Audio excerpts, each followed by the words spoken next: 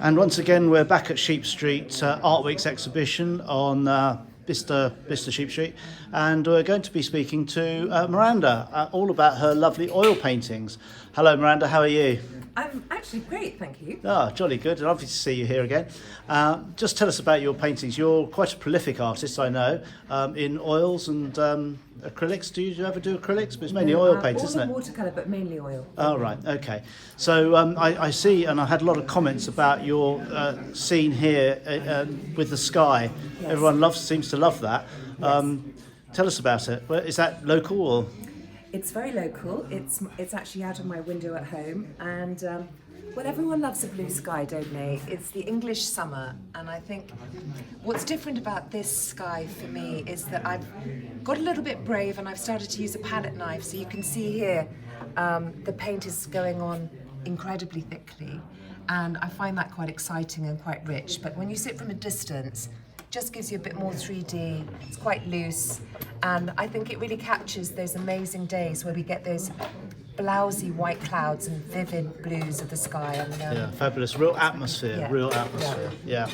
And you are known for your roses, of course. Okay, so the rose is my beloved subject for painting, but it's also my worst nightmare because I'm in a constant battle with trying to master the rose. There's a guy called Dennis Perrin who I'm in awe of, who recently died sadly, but I think it's going to be a lifelong battle to try and capture well, the I think beauty all of art is, isn't it? We always try to do better than we've done before, don't we? And we absolutely love your seagull framed in what looks like an old door frame. Yeah, well, this has a bit of a story. So we holiday, my husband and I, in Norfolk a fair bit, and there's a lovely guy called Tom, nicknamed Tom the Brush, and he's recently taken up painting, but he just goes around and scavenges beautiful bits of old driftwood. And actually, I bought the frame, which has a handle on it. Loved the frame, and I thought it needs a really cheeky picture. And the only thing I could think of was have a cheeky Norfolk seagull. Yeah, brilliant. And then as we move round, we come into a few other different... Yeah, mostly still lives.